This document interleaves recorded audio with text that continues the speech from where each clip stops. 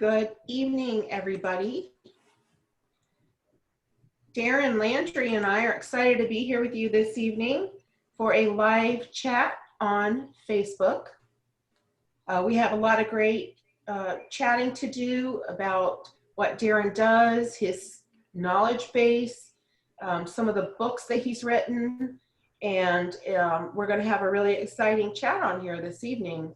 So we're excited to be here with you this evening.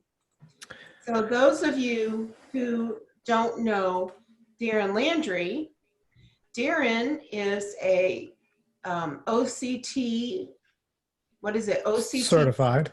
Certified Yeah, OCT. And you're also a CRA, Certified Retinal Angiographer. Right. And so you have a lot of experience and a lot of knowledge about the field of imaging. And that is very exciting. And I know we have a lot of imagers out there live on Facebook right now. So let's go ahead and get started in asking you a few questions. First, can you just tell us a little bit about yourself, how you got started in ophthalmology? I know your name is out there. You are really the foremost, I think, most well-known imager in the country. And How about that? Is that a good thing? well, of course it is. And so I know a lot of the people who are watching this evening are going to be interested to hear more about what you do and get to meet you and get to know you. So tell us a little bit about yourself and how you got started in ophthalmology, Darrin. Sure. So thank you for sitting down and speaking with me. It's kind of exciting because you and I always describe as we're like ships in the night. You know, we're at the same meetings, but we never seem to run into each other for some reason. So it's exciting to sit down and talk with you again. So I started out before I got into ophthalmology, I was a surgical nurse in the military, and I worked in operating rooms. And when I got out of the military, I was working in a civilian hospital in Maine, which is where I still live 30 years later and 35 years later. And I was working on call, and there was a retinal detachment on a weekend. And when the case was done, the ophthalmologist said that he was looking for staff. So he was wondering if I was interested in coming to work for him. And I said, sure, I'll give it a try. Why not? So I went to go work for his practice. And the first 2 weeks of my exposure to ophthalmology was doing visual fields. And I said, yeah, I need to go back to the operating room now, because it definitely takes a special person to do visual fields, and I'm not that person. So, then they started training me a little bit more in, working at patients and doing applanation tonometry and, all the other things. So refracting. And so I got to really kind of expand on that, but it really wasn't until I got my hands on a fundus camera that they had in the corner with a sheet over it, that they never really used. And I fiddled around with it, and I got it working. I was, oh, great. And I took my first fundus photograph, and it literally, this is early 1990. I still remember that. I said, this is exactly what I want to do. It was literally a light bulb going off in my head saying, I need to do this. This is the most fantastic thing I've ever seen. I said, I'm actually looking inside this person's eye and I'm imaging it. I was able to look in eyes before, when you look with a direct or an indirect, but I was actually able to record it and actually able to take a picture of it. And it was on me that image looked great. So I thought, this is a whole new world to me. So I was very excited. So that's kind of when I really got into ophthalmic imaging. And early on, I wanted to learn more, and there really wasn't any resources in the practice I was with, or even in the community. So I ended up meeting Mike Coppinger, who Mike and I have been friends for since then, 35 years. And I went and learned from him. And then over the years, I became part of his faculty. So he and I got to be pretty good friends, and I've taught a lot of his courses, and I really learned a lot from him as an educator and as an imager. And that's kind of how it all started. Well, that's exciting. I love hearing how people got started in ophthalmology. It's always different. It's all different. Yeah. How did you grow from that point to where you are today? So I kind of bounced around to a couple of different practices, and while I was doing that, I really kind of thought, I like what I do and I enjoy what I do, but I feel like there's a ceiling to what I'm doing. Like other than going to medical school and becoming a physician or ophthalmologist or going to optometry school or something like that, I really feel like I can't really push myself any or grow anymore in the role I was in. So, so I started looking outside of the practice and started talking to industry. And first people I started talking to was Topcon. And I went to academy and worked on the floor with them. And I was sort of an expert on the floor, talking to physicians about how the camera's used and what you can do with it. Then I started going in offices and training new people that were buying the camera. I was training their staff. Then I started doing in-office trainings. And all this was on the side while I was working in a practice. And then finally I decided, I think I can make a business out of this. I think there's an opportunity here. There's a market for it.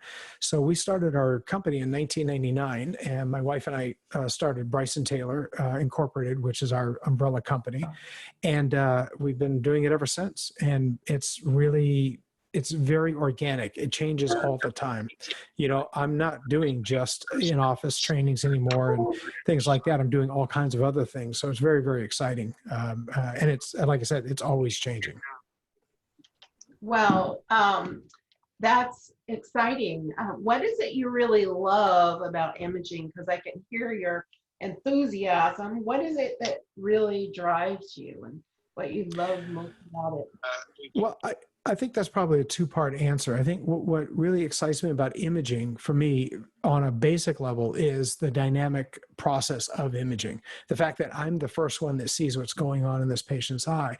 I'm actually visualizing while something's happening. And there's a lot of responsibility on me to be able to record it accurately and record what I need to record so that this leads to patient care, better care. So that's what really excites me about imaging. And the technology really gets me excited as well, because, you know, things are changing all the time, and it's very exciting and sometimes difficult to stay ahead of that curve or even with the curve. I'm always trying to stay 2 steps ahead of the curve because I don't want something to blindside me. I want to be at the forefront of it. That's just my nature. But the second part of that is what excites me as an educator. That's a completely different thing. I love going in and teaching people or lecturing to people and seeing that light bulb go off. And you know the feeling, you know what it's like when they have that aha moment, and you know they do, and you say, yes, I got it across to them. And not only educating them and teaching them about whatever you're there to teach them about, but getting them enthusiastic about it and excited about it. That's what really drives me, is that if I could train somebody and they go, oh yeah, I can do that, and they do it. But if they go, wow, this is great, I want to learn more, that really gets me excited. I'm really thrilled about that. So being able to sort of share that passion is really exciting. That's what really drives me on that end of it. So I know you've authored or co-authored several books, Darrin. What was the inspiration to write about what you were doing every day? So I'm going to reach over and grab them because they make a great audio visual here. So I've written 3 books, 3 textbooks. The first one I wrote was ophthalmic imaging simplified, or retinal imaging simplified. And, you know, it's funny, I don't know where a copy is. So I actually don't have my hands on a copy. When I wrote it, it was during Stratus time. So it was time domain OCT, but it's a handbook that fits right in your lab coat pocket. And it covers OCT, fundus photography, fluorescein angiography, ICG angiography, all in a small little handbook. That was kind of just to get it out there, because I felt like, boy, it'd be great if I could just reach in and grab and just flip open and kind of refresh something or go over artifacts or how to shoot stereo or something like that. It's all in there. So that was kind of fun to do. Then I decided I'm going to write a really good heavy duty textbook. And so the first book I wrote and published was ophthalmic or optical coherence tomography. So this was a lot of fun to do because it's a very visual book. Sorry? What is that book about? What is it about? Kidding. Well, I'm kidding. Read the back. It tells you the whole story. Right? But it was a lot of fun to put together because I had a lot of images to really kind of put out there. And I really wanted an OCT book out there that was written for imagers. You know, there was some OCT textbooks out there, but it was really at not a higher level, but a different level. I don't like to use that sort of those levels, but it was at a different level. And it was really written more about this is the disease process and that. So it really didn't go into the science behind OCT, how to get better images, things like that. So it was really excited to write that book. And that was out for a few years, and I was actually doing a revision of it when OCT and Geography came out. So Zeiss said, you really should add OCT and Geography to this. And I said, well, let me get an OCT and Geography system. So I did. And we actually, the practice that I work with actually bought one. We sent the check the day before Christmas Eve, or not the check, the credit card payment. So I wanted to get it in there pretty quick. So we got it, and so I added it. So this was I actually co-authored this book. So this is Optical Coherence Tomography and OCT and Geography that I co-authored with Amir Kashani. And Amir Kashani is an MD PhD out in Los Angeles, and he's probably the smartest guy I know when it comes to OCT and Geography.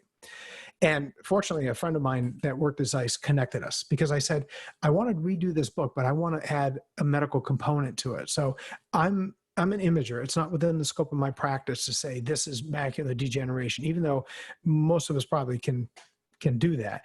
But I wanted it to really make sure that it came from a physician source. So he connected me with Amir, and we just went gangbusters. And I was very excited. And right away, I was out of the gate. I was saying, okay, Amir, here's what we can do. We can set it up to show this is macular degeneration. This is, this is what choroidal neovascularization looks like. And he said, okay, time out, stop. He said, I love your enthusiasm, but he said, and he's an academic and I'm not. This is why we both work together well. He said, we have to back up. Nobody's written a textbook on OCT and Geography. Nobody really knows what we're looking at.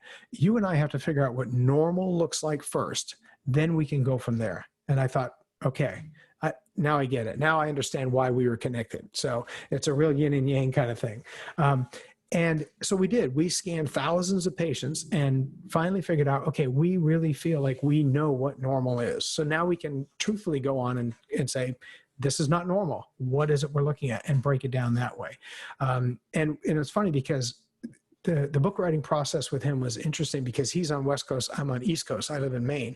And so we had a lot of 2 a.m. conversations for a couple of hours for 6 months going through this. So we worked through the birth of his child during that process. And I mean, it was a lot of fun to really do. And the really, really fun thing about this whole thing is that Amir and I never physically met until after the book was published.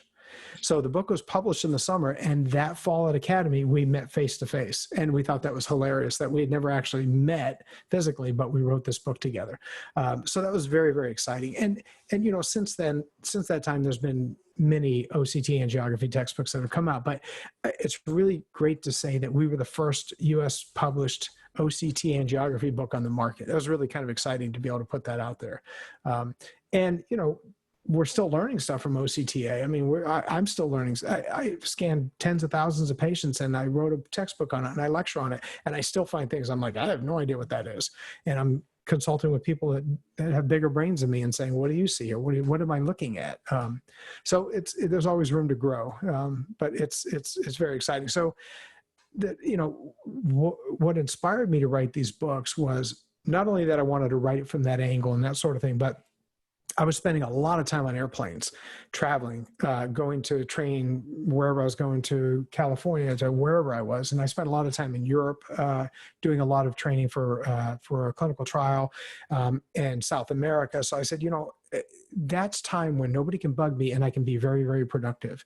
And what really sparked this, and this was when my kids were younger too, and I actually told them the story, and they still remember the story, is I was coming back to my seat, and the person that was sitting behind me was this person in a suit, and it was kind of crumpled and everything, and he was on his phone, and he was playing Candy Crush. That's the name. I couldn't remember the name of it.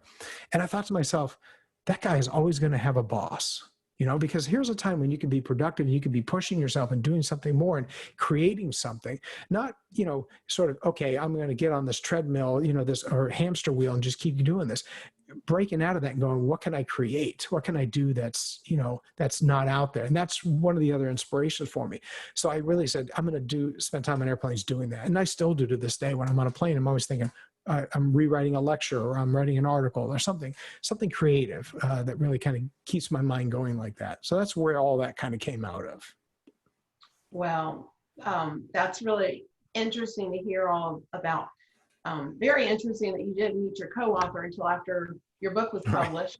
Right. But that's, you know, we work long distance these days in a lot of situations, and that is a great thing, really. So we have a few comments on Facebook. Marilyn Watkins Ramden. Oh, hi, Marilyn.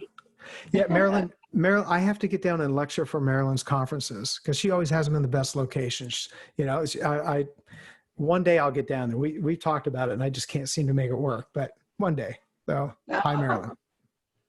So we got another message from Shurda Yola Tofik, who said he would like to purchase the book. What is the title? And he actually typed this message, I think, before you went to your second book.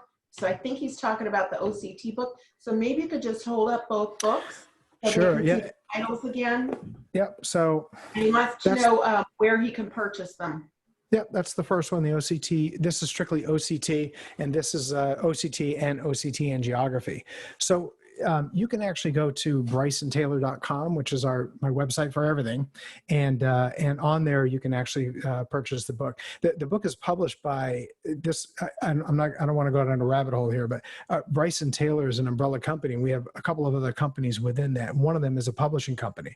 So we actually own a publishing company. So I'm not self-published. I'm published through a publishing company, which happens to be one I own. Kind of weird, but so you can find all that information on BrysonTaylor.com there. And I think Amazon sells it and everything. And I don't know, you probably find it on eBay. I don't know. Could you spell Bryson Taylor? Sure. It's B as in boy, RYSON as in Nancy, Taylor, TAYLOR.com. Okay, perfect. So another question, what would you say is your MO or your philosophy regarding training? For instance, do you have a special approach you use when you train? I do. Every training session is different. Everything's customized. You know, I'm talking to 2 practices right now this week about coming in and doing some training for them, and they're vastly different practices. So I don't come in with a canned training session or a canned lecture or anything like that. Everything's done based on the needs and what I'm working with. And a lot of it's not even built before I get there. A lot of it happens organically because, you know, I don't really know the personalities of the people involved. I don't know what their flow looks like, their physical building. So a lot of that can change when I'm on site. But typically what I'll do is I'll come in, say I'm going into a private practice for training. I'll go in and I'll actually look through if they're already doing imaging, I'll look through about a half hour, look through all their images and trying to figure out if there's a trend, if there's a recurring issue or something like that. Then I'll actually sit down and speak with them and talk to them about what our goals are and what we want to accomplish. But the biggest thing that I do is I don't go in and train somebody how to use an imaging device and leave. What I do is I want to really sort of instill in them why they're doing what they're doing, not only how to do it, but why they're doing it. So if you're doing fluorescein angiography, this is what you're going to be looking for in macular degeneration. This is why the doctor wants a fluorescein angiogram, because the physician is looking for this, this, and this is how you can provide it for them. So once they have that basic knowledge and they start getting that, that sort of process going where they can actually think for themselves and really start, you know, not just take orders from a physician and, you know, this is what I do, step 1, step 2, step 3, actually sort of working through that. Once they have that knowledge base, then teaching somebody on an imaging system takes on a whole different look, because now it's not only the mechanical part of it, it's that thinking part of it. Like, okay, what should I be doing? Where should I be looking? What, you know, I see this over there, but I know I'm supposed to be looking for this, but this looks interesting. Let me push back and go look at that, you know? So I do that with every kind of process or training session I do, whether I'm going in training biotech company staff or anything like that. It's really sort of getting them grounded in the basic knowledge and then getting them involved in it. And one of the other things I do, which I try to do, is get them excited about what they're doing. Because I think, now I can't get somebody excited about something, but if I give them the tools and give them the resources, they may get excited about that. Because if I leave there and they're excited to learn more about this, because I'm only there for a finite time, there's oodles more to learn out there. If they're excited and they want to go out and do that, then that's a home run for me. That's out of the park. And, you know, it's interesting. So what really gets me, and I've been doing this for over 30 years now. What gets me is when I'm at a meeting, this happened to me at Academy one year. I'm at Academy and I'm sitting in a lecture given by somebody that I trained. They went beyond just I'm an imager, I'm a technician, and they started going out and lecturing. So they learned everything they could about it. They got all this experience, and then they were going out lecturing about it. And the person came up to me afterwards and said, I remember the day you came in, and I remember the day you left, and how excited I was, and how much I wanted to push this and do more. And he said, it was really exciting for me to look out and see you sitting in my audience. I'm like, why is he sitting here? He trained me. And I'm like, I learn things from everybody. I don't care. I could be doing this 100 years and I'm still going to learn something. There's last year, for instance, I've been using Heidelberg spectralis system in the practice I work with. By the way, I work in a practice as well in Portland, Maine. I'll talk about that in a minute, in addition to doing consulting. But I learned, I've been doing it on a Heidelberg since I've had it for, 10 years now or so. I learned how a different way to shoot an ICG. Now I've been doing ICG on that system since we got it. And I was blown away. I was like, I never thought about that. I never, and this person says, yeah, it's easy. You just do this. And I go, how come I've never heard about this? So you never know what you're going to learn. So I think as long as you keep an open mind and you don't go in with the attitude like, oh, I know everything, I'm the expert kind of thing. If you go in there thinking I'm here to learn something, you're going to learn something. So, Sure. that's a philosophy I think that I try to keep going in my head, at least. So Shirta said, thank you for the info about your book. Mm-hmm. And for those of you that are just joining us, I'm having a live discussion with Darrin Landry. He is a internationally known imager. That's what he specializes in. Can we say intergalactic? Just because nobody could question that. Nobody knows. How would they know? How would they follow up on that? You can't fact check that. If any of you have questions, just type them in the chat and we'll be happy to answer the questions as we go along. We want this to be a conversation, not a speech. So please feel free to join in, especially if you're a teacher. Yeah, we lecture enough. We don't need to be lecturing here. Yeah. So we want to talk. So you said you were going to tell us a little bit about your practice that you work in. Yeah. So I've been working I work in a clinical practice. I've been there for coming up on 18 years now, actually. And I'm there full time. I have my business outside of that. And I was very fortunate to find this practice because it's a multi-specialty practice, but there's actually every year they have a employee appreciation and they celebrate milestones. We had somebody celebrating 40 years last week. We had 30 years, 25. I mean, people stay there for a reason. But I'm fortunate to work there, and I'm the manager of diagnostic imaging there because the physicians are very open to my ideas, which is crazy because I think way outside the box. I mean, within reason, they like my ideas. I was the one that said, let's bring OCT-A to the practice. And the practice manager said, wait, you want me to spend this amount of money for something I can't get paid for? Why? And I had to convince them that, we really could, this is going to help our practice. And it has tremendously. So the autonomy I have with the physicians there is fantastic. They're very good about communicating with me. They're very good about asking me questions about imaging, the images that they see. They're very open for me coming to them and asking them questions. We have a cornea specialist that I've been really sort of digging and asking questions about OSSN and imaging it on OCT because I had never done that until he got there. So I'm learning this whole process. We're doing UBM, which I'd never done before until a year ago. So I'm really kind of learning UBM ultrasonography, which is exciting and fun. So and I tell you, it's been a saving grace this year with all of COVID and everything because I'm not traveling for my business, which is what I typically do. So we've been able I've been able to work there full time. So it's been fantastic.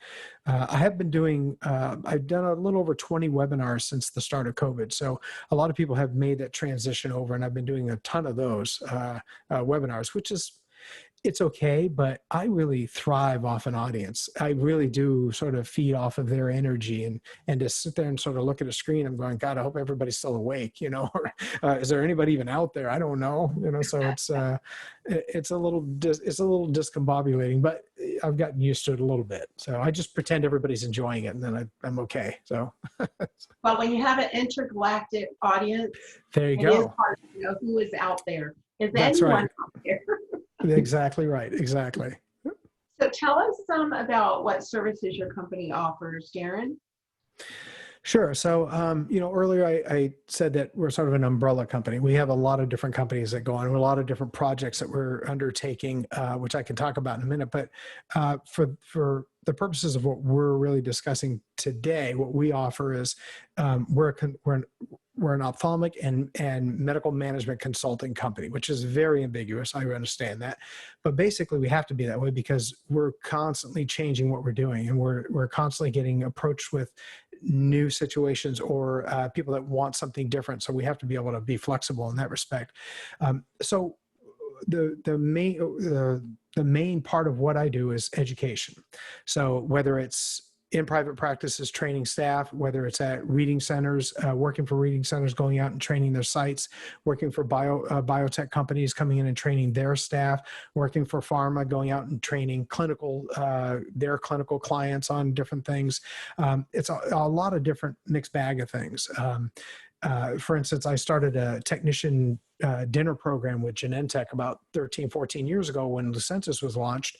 I created a program where it was an educational dinner program where technicians can go out to a really nice restaurant. They usually held it like Ruth Chris or Morton Steakhouse or something, have a really great meal and listen to about 45 minutes or an hour of content. So we started that program. I started the similar one with Regeneron. I've built educational modules for over 8 different biotech companies or pharma companies that they use in-house to train their staff on what happens on the clinical side of disease processes and, the decision to treat or to continue treatment, that sort of thing. So that's really a bulk of what I've been doing with that. For the most part, that's kind of what takes up a lot of my time doing those sort of things. Well, what do you have going on with future ventures? What's on the horizon for you? There's a lot of stuff going on. In that umbrella company that we have, we also own a publishing company, which I mentioned earlier, and we publish. We don't take manuscripts, but we do solicit them, and we do publish quite a few books. My wife actually just published a memoir. We publish my books through there. So we've got that going on. We also have a podcast going on. That's what's behind me. I'm in my podcast studio right now. So this is Raising Cain is our podcast. And it was kind of interesting because my wife and I have these great conversations. It's like, wow, we should really record these because they're just, the direction they take are always kind of fun. And we've been married for, we've been together for over 30 years. But we've been married for 20, it's going to kill me because I don't know for sure, 28 years. So we still have these great conversations. So we decided to start this podcast, and we've got season 1, we have 20 episodes, and we're in season 2. We've got 3 or 4 right now.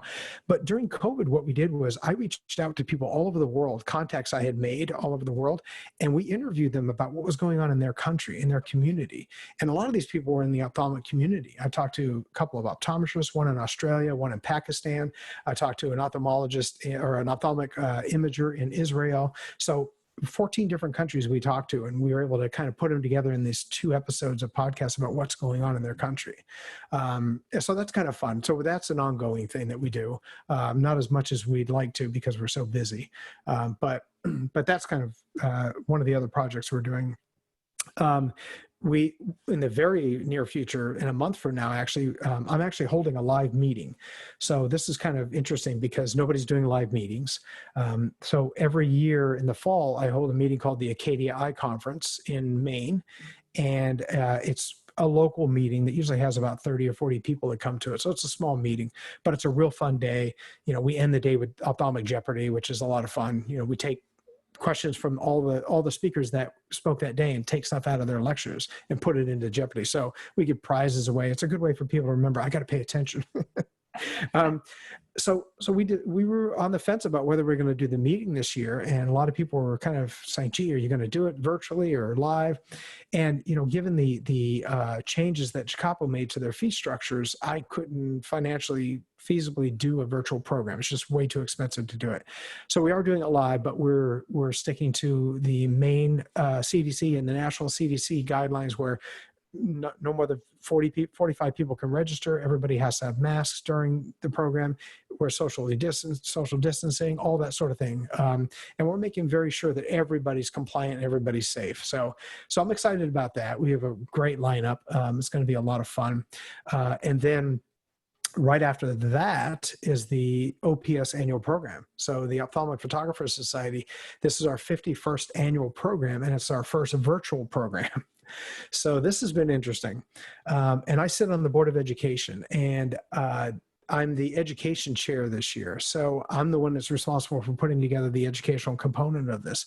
And so I had a great program all put together in February. We had 3 days. I changed the structure of it. We had jam-packed workshops, and then COVID came and we had to restructure it. So now it's a really neat structure though, because it's actually 3 weeks long, and it's 21 lectures, and you sign up for as many lectures as you want. You either do 3, 5, 8, or all the lectures. I'm not sure that's the exact number, but you pay for a certain number of lectures, and then you watch them at your leisure. They're pre-recorded. So you get access to it, and you can watch it whenever you want to, and you get credit for it, of course. So that's kind of interesting. But what we did is we bookended it with live lectures. So every year at the annual program, we have the scientific session, which is always a lot of fun, because basically you submit an abstract and it gets accepted. And there's usually 6 or so people that present. And it's about 10 minutes about new technology, new ideas, new ways to do things, all that sort of thing. And it's actually judged. So we're doing that live to begin with on, I think it's October 14th. Don't quote me. It's a Saturday at noon, I think. But we're going to start live with that. So no matter what package you buy into, whether it's 3 lectures or all the lectures, you get access to the 2 live programs. So that'll be first to kick it off. And then after that, it's whenever you want to watch your programs. And then at the end of it, on November 7th, we have the Gass lecture. So Don Gass, who is the godfather of retina, really, we have a lecture every year at Academy, and we are at the annual program, and we invite somebody who has a connection to Don Gass. So I went out on a limb and thought, there's no way we're going to get this guy, and asked him, and he accepted right away, which I was thrilled. So Steve Charles, who's a world-renowned retina surgeon and an incredible speaker, is going to be doing the live Gass lecture to end the program. So that's going to be really kind of fun. It's a whole new format. We're kind of treading new ground here, but it's really exciting for me. So how would someone sign up for that OPS annual meeting? So the OPS meeting, if you go to opsweb.org, all the information's there. So you can sign up and register and do that and see what's out there and all the webinars and things like that are available as well. So that's a great resource for anything imaging. That's a perfect place to start for sure. Yeah. And what if they want to sign up for the meeting in Maine in Acadia? Well, I tell you, beginning of October in Maine is like nothing else, because the foliage is amazing. It's cool nights, warm days. It's just unbelievable time of year. So on BrysonTaylor.com, again, if you go on the top, there's a button that's BTI, Bryson Taylor Incorporated, and there's a seminar drop down there that you can go to. So it's October 3rd, all-day program. We applied for credits through Jacopo. Still waiting to hear back on that. We usually don't have a problem with it, but yeah. So if you want to check that out, I will have to say, because of the guidelines we're following, if you're coming from out of the state of Maine, you'll need to come with a negative COVID test. So most states have rapid testing. You can get them in 15 minutes and print it out and bring it with you, kind of thing. I'm not going to ask for it, but the hotel might and somebody else might. So yeah. Do you have any tips for imagers? Because I'm sure we have some imagers watching. Any tips for them? You mean other than have me come in and train or buy my book? Other than something that won't, yeah. I have to say a couple of things. First of all, always keep growing, because you're never gonna finish. So keep going with that. Be enthusiastic about it. And the biggest thing that I always say is you have to push past what you know. So push past the known. So if you know this much, there's so much more to learn out there. Go after it and learn it. Really communicate with the doctors you work with, communicate with the staff you work with, so everybody sort of knows what's going on. Learn from people around you. Number one, network. Sites like yours, your Facebook page, places like that that you can go and ask questions. You can reach out to people and say, hey, I have a B-scan question. Who's the best person to ask? Somebody's going to throw out there, oh, ask Rhonda Waldron. She'll have all the answers you need. And you'll connect that way. There's all kinds of resources out there. When I go to Academy, I go for two reasons. Number one, to learn something, because I never walk out of there without learning a bunch of stuff. Number two is networking. That's where not only do I make connections for business reasons, but I also connect with people that I can use as a resource to ask questions off of. When I do a lecture or I'm doing a webinar or anything like that, I always give out my email address, because I don't mind getting emails, questions, that sort of thing. And if I don't know the answer, I can find somebody that does. And that's part of that networking, is going, oh yeah, I talked to somebody that was doing gene therapy and CRISPR and all this sort of thing. So let me connect you with that person, because I don't know about that. So that's a big part of it as well. And getting to meet people that really are good at what they do and smart at what they do, and picking their brain and being able to learn from them is very, very exciting for me. When I lecture, I get very passionate about it. And my wife is constantly telling me, slow down, because I'm just going a mile a minute, because, they want me to speak an hour on OCT and geography. Well, I have a 3-hour lecture on OCT and geography. How the heck I'm going to have to talk really fast, So I get very passionate about it. And I think when I see other people that are that way, I feed off of that. And I think that's a good thing, to connect people like that, so that we grow more and we learn more. Those are my tips. So communication, network, reach out to people, think past what think beyond, think outside the box. People in the industry know me as, I'm the guy that they go, here's a system, this is what it does. And the first question I ask is, why doesn't it do this? Well, because nobody's doing that. Okay, let's figure out how to make that do that. Or I go, why can't we use it for this? Well, because that's not what it's intended for. Yeah, but we can try it, safely, obviously, and push beyond those boundaries. I mean, that's how these things come. That's how OCT and geography came about. People said, why couldn't we do this? And they did, and they figured it out and figured out how to make it work, OCT. And now look what we're doing with everything. So really kind of push yourself past what is my big mantra. I always tell my students, if you ever get bored in your career, it's your own fault, because the learning never has to end. Yes. And I've told you this too. To me, there are two types of people that are in this industry, whether they're technicians, photographers, whatever. There's those that are doing this as a job, and those that are doing this as a career. And there's a vast difference between the two. When I go into a practice and I want to train, and everybody on staff is doing that as a job, in other words, they're punching a clock, and if the practice across town offers them $1 more an hour, they're going to go. I'm going to have a difficult time training them, because they're kind of stuck in, I'm punching my clock, I'm doing my thing, I'm creating images, or I'm doing whatever I'm doing, and then I'm moving on to the next patient. I'm not, but if I'm in there and people want to learn, and they're like, this is my career. I know there's more to this. I know I can do more. I know I can learn more. Those are the people that I want to get a hold of. That's the exciting part of what I do, is meeting those people. And frankly, I'll tell the physician, I always have a debriefing if I go into a private practice, and I'll say, okay, here are the people that are going to do well for you. Here are the people that are going to struggle, or that you're going to need to motivate. You're going to need to find a way to motivate them. That's very difficult to do. It's very difficult. If somebody is not interested and they're bored and they don't want to learn, there's not a whole lot you can do. I can, pour enthusiasm over them all day long, but if they really don't want to receive it, oh well. I'd rather push my energy towards those people that are excited. Well, we just got a comment from Regina Norris Joyner, who is actually a friend of mine, and she said she has always said this as well, what you just said. So that rings true for a lot of us. And I know Regina is a clinic manager, so she knows. Yes. Yeah. Those people have, when I talk to people that are in the management part of it, they really have that they have that overview. They really see the bigger picture. A lot of them do. So they can kind of pick that out and see trends and that sort of thing. And a lot of times I talk to people that do in-office trainings, and they're like, yeah, the first thing I do is meet with the doctors and the managers and go, all right, where are your problem people, or what sort of problem? And I say, I don't do that. Because I don't want to go in with that in my head that, oh yeah, Sally's really doesn't want to learn. I want to find that out for myself if that's true. I don't want to go in with that preconceived notion, because I come at things differently. Maybe that's what Sally needs, is a different tact on it.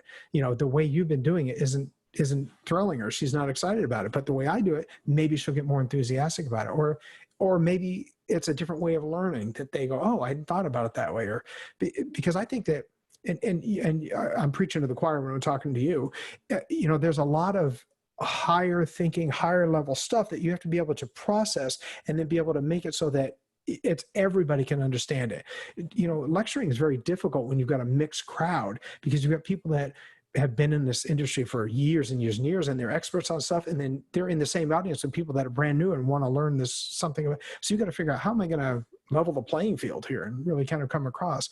And that's true in office trainings as well. You get some people that are COMTs that they've been there for 20, 30 years, and you get people that are waiting to take their COA, and you got to figure out, how the heck am I going to balance this out and train it? But that's exciting. That part of it's really exciting. And I think that you know, seeing that veteran, if you will, excited about it, makes that new person go, oh, they're still excited after all this time. That's great. It's something I can really thrive on. I can work on. I can be here, you know, learning more about this. So it's, you know, it's interesting. You never know what you're going to walk into, I guess. You know, it's interesting to say, okay, I don't want to know about your techs, or you know, I don't want to know about their personalities. I don't want to know about their learning styles. I want to go in and figure it out myself, because that's the best way to do it, I think. I agree with you. I do the same thing when I do my in-office training. I say, I don't want any preconceived notions. I don't want to go in with any prejudice. Right. And sometimes I do have a different opinion of someone.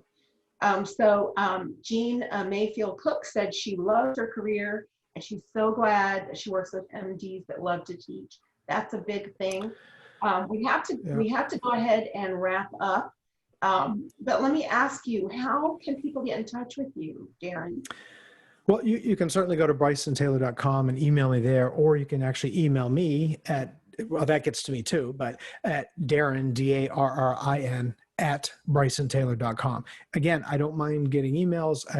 You know, I think our phone number's out there too. Don't call me, because you'll never get me. I'm either in a practice teaching, or I'm in clinic, or I'm, you know, on a plane somewhere. And you know, part of what, part of my philosophy, if you will, the reason that I'm not out there just doing teaching or just training and that sort of thing, which takes a special kind of person to do. What I do in the way that I teach, I have to be in a clinic doing it, because, you know, BrysonTaylor Incorporated, our tagline is, we practice what we teach, because I'm actually doing it. So if I'm up there doing a lecture about fluorescein angiography, and somebody goes, when was the last time you did an angiogram? I can say, yesterday.